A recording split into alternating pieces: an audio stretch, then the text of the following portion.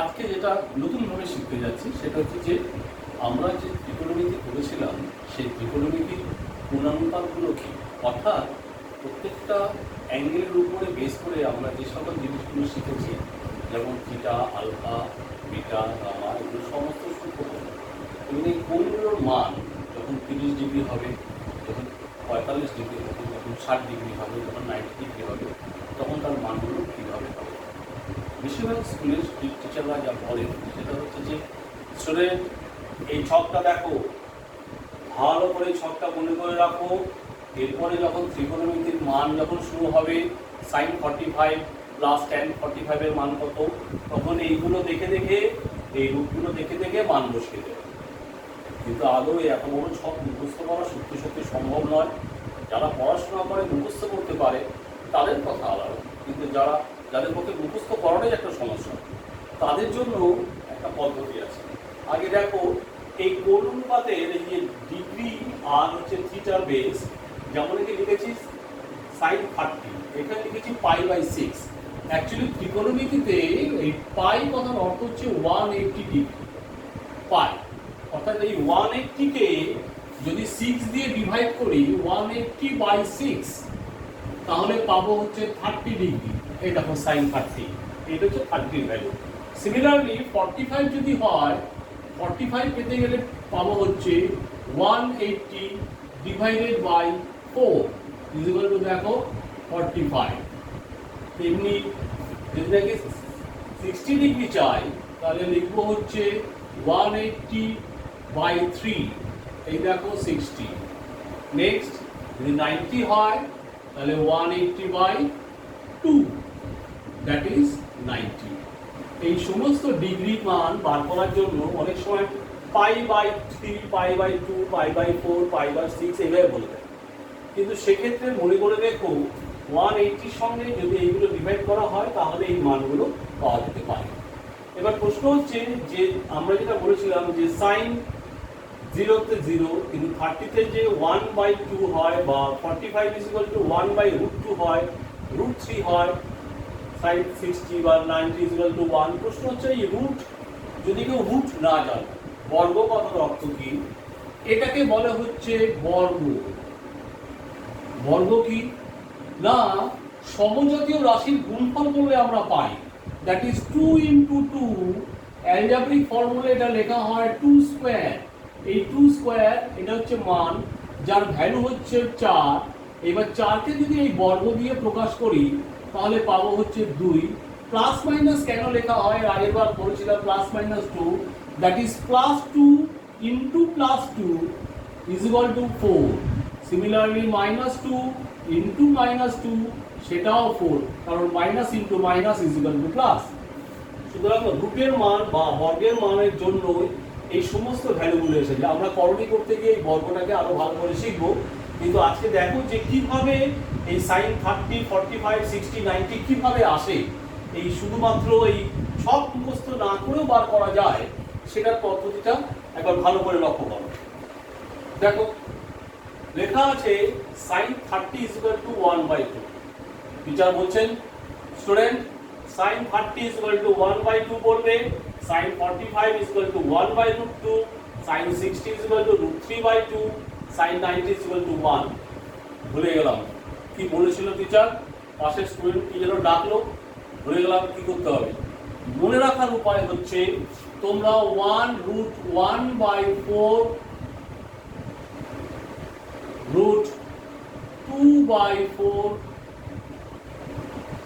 √3/4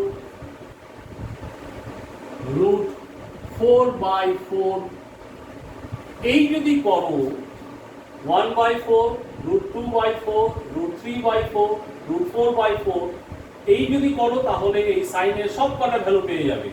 দেখো কিভাবে, তোমরা জানো যদি 1 কে রুট করি তাহলে ইজ ইকুয়াল টু 1 হয়, আবার 4 কে যদি রুট করি তাহলে হয় 2।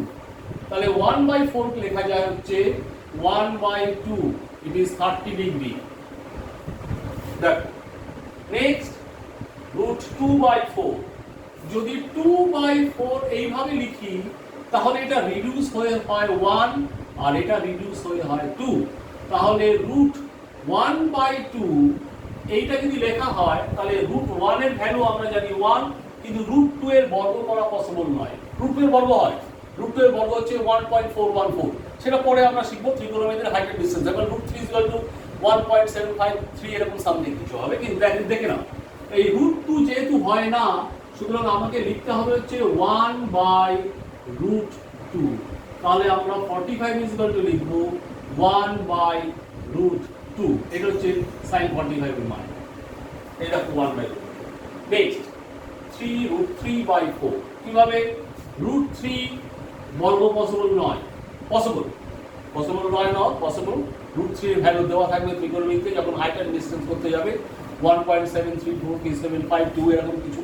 কিন্তু কথা হচ্ছে যে √3 যেহেতু হয় না, কিন্তু 4k হয়, 4k করা পসিবল। শুধু যদি 4k করতে হয় তাহলে আমরা 4 এর রুট শিখেছি হচ্ছে 2, তাহলে এটা √3 তো রয়ে গেল, কিন্তু 4 কে বর্গ করে পেয়েছি, বর্গমূল করে পেয়েছি 2, তাহলে এটা লিখবো হচ্ছে √3/2 হয়ে গেল। এটা হচ্ছে 60 এর ভ্যালু, এই দেখো sin 60 √3/2। আর 90 তার জন্য হচ্ছে 4/4, তাহলে 4/4 যদি লিখি তাহলে 4/4 রিডিউস হয়ে হয় 1, তাহলে 1 এর রুট যদি করি তাহলে পাবো 1, সুতরাং 4/4 = 1, তাহলে এটা হচ্ছে 90। তাহলে এই ক্ষেত্রে sin এর ক্ষেত্রে যেটা হলো যে sin 30 = half, sin 45 = 1/√2, sin 60 = √3/2, sin 90 = 1। একটা শেখা হলো। প্রশ্ন হচ্ছে স্যার পরেরটা কিছু নয়, যেটা এখান থেকে এইভাবে এসছো sin এর জন্য, এটা হচ্ছে sin, আর এখান থেকে উল্টো সোজা উপরের দিকে উঠে যাও, এটা হচ্ছে cos। কিভাবে? দেখো এটাকে উল্টো করে নিয়ে আসো, প্রথমে 1, তারপরে হচ্ছে √3/2, তারপরে হচ্ছে √1/2, তারপরে হচ্ছে হাফ আর 0। যেহেতু এটা কোনো সংখ্যাকে যদি বলে যে ভাগ করে দেখাও দেখি কি করে 0 নিয়ে আসবে, এটা পসিবল না, কারণ কোনো সংখ্যা এখানে বসালে 2 আনতে পারবো। কিন্তু যদি এরকম বলে 2 দিয়ে এটাকে 0 নিয়ে আসো, তাহলে এটা পসিবল, এখানে 0 বসালে এক্ষুনি 0 হয়ে যাবে। সুতরাং যেহেতু এই মান পসিবল নয়, সেক্ষেত্রে অসঙ্গত, আর যেটা পসিবল সেটা 0 বসিয়ে দেবো, সেক্ষেত্রে 0 বসানো আছে। ক্লিয়ার? এবার দেখো যদি বলে tan, আমরা tan শিখেছি হচ্ছে tan = হচ্ছে sin/cos। আমরা শিখেছি tan হচ্ছে tan θ = sin θ/cos θ।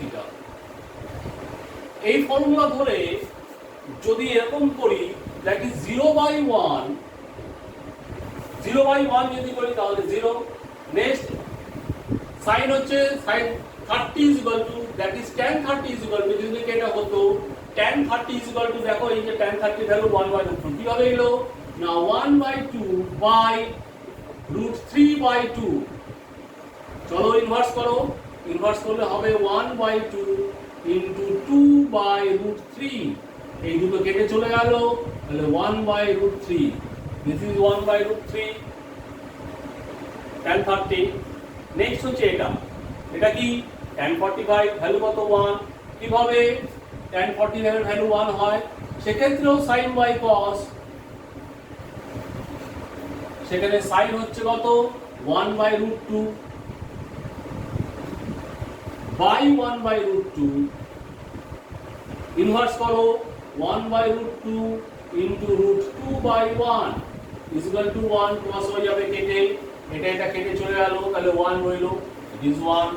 Next tan এর 60 মান আমরা জানি √3, কিভাবে √3 হলো, সেখানেও sin/cos, that is √3/2 1/2, ইনভার্স করো √3/2 * 2/1, সেক্ষেত্রে এখানে চলে গেল, that is √3।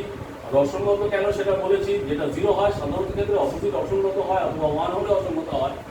এই যে অসঙ্গত বা সঙ্গত ব্যাপারটা, এটা সম্পূর্ণ ওই 0 দিয়ে ডিভাইডের জন্য হয়।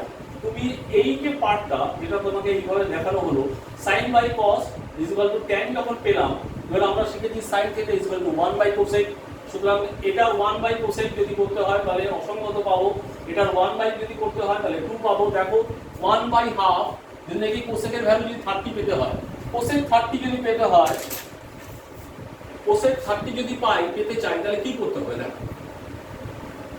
একটা থেকে সব মুখস্থ করা পসিবল। সেটা হচ্ছে যে সাইন থিটা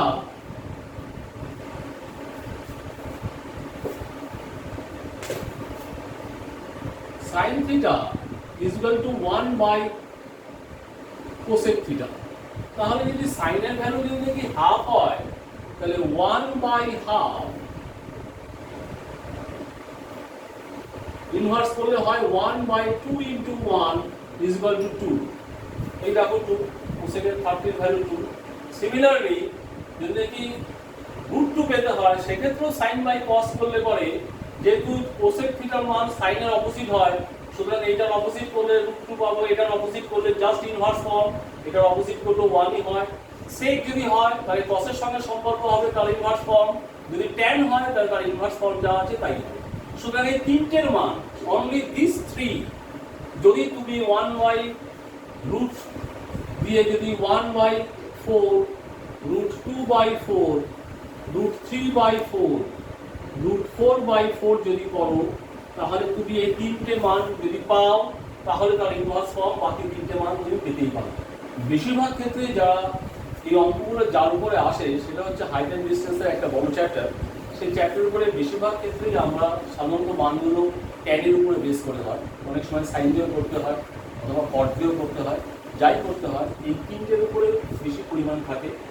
এবছর যারা মাধ্যমিক পরীক্ষা দিচ্ছ তাদের এই সম্পূর্ণ চ্যাপ্টারটাই বাদ দিয়ে দিয়েছে। কিন্তু যে ক্লাসটা পড়ানো হচ্ছে, যে আমরা যে তোমাদের ক্লাসটা শুরু করেছি, যাতে ত্রিকোণমিতির একটা বড় পার্ট, ত্রিকোণমিতির কোণ অনুপাত এবং তার সঙ্গে অন্যান্য কোণের কী সম্পর্ক তা জানিয়ে যে পড়াচ্ছি, এটা যে সমস্ত স্টুডেন্টরা এবছর ক্লাস 10-এ উঠেছ, আশা করি ঈশ্বরের কৃপায় সামনের বছর বা 2022-এ এই প্যান্ডেমিক সিচুয়েশনটা থাকবে না। না থাকার ফলে তখন স্টুডেন্টদের জব করে টিচাররা এসে এই ক্লাসটা শুরু করে দেবে। কারণ তারা জানেন ত্রিকোণমিতি বড় একটা চ্যাপ্টার এবং এর মার্কসও অনেক বেশি। এখন যেমন নাকি এই বছর যারা মাধ্যমিক করে দিচ্ছে তাদের প্রায় 16 মার্কস দিয়ে দিয়েছে তোমার মেন্সুরেশন, অর্থাৎ ওই পরিমিতির উপরে এতগুলো নম্বর বসে দিয়েছে।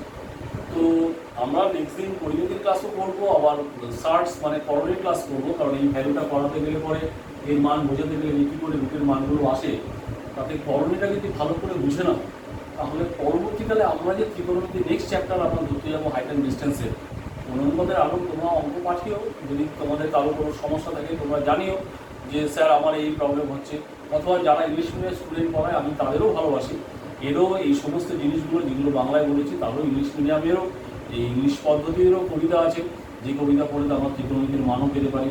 সুতরাং যারা ইংলিশ মিডিয়ামে পড়ো তাদের দিকেও আমি দৃষ্টিপাত দিয়েই বলছি যে তারা যদি চায় তাহলে এই কবিতার ইংলিশ ফর্ম তৈরি করে তাকেও ব্যবস্থা করে দেওয়া যায়। তোমরা জানিও তোমাদের কী কী অসুবিধা হচ্ছে না হচ্ছে। আমরা পরবর্তীকালে যে সমস্ত ক্লাসগুলো করবো আগে করণীটা ভালো করে শিখে নাও, অনুপাত বেশ কিছুটা জেনে নিলে। এটা কেন শেখালাম তার পিছনে কারণ হচ্ছে আমরা পরবর্তীকালে যে চ্যাপ্টারে ঢুকতে যাব তার জন্য এই গুণের মানগুলো জানা খুব প্রয়োজন। এবং এই গুণের মানগুলো জানলে পরে আমরা এমন একটা চ্যাপ্টার এত সহজে শিখবো যে যেটা যার উপর ভিত্তি করে টিচাররা অনেক সময় বলেন যে এই চ্যাপ্টারটা এত বড় এত কঠিন, একবারে 50-60টা করে অঙ্ক থাকে, তোমরা সলভ করে বার করবে কী করে।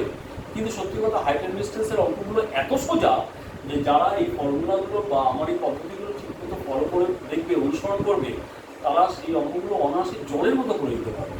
আরেকটা সবচেয়ে বড় কথা, যদি তোমাদের মনে হয় যে আমার ক্লাস তোমাদের খুব ভালো লাগছে তাহলে তোমরা আমার এই যে ক্লাসটা সেটাকে লাইক করো, শেয়ার করো, সাবস্ক্রাইব করো। তোমাদের সব দিক থেকে উন্নতি হবে, চেষ্টা করো যাতে আরও ভালো হয়।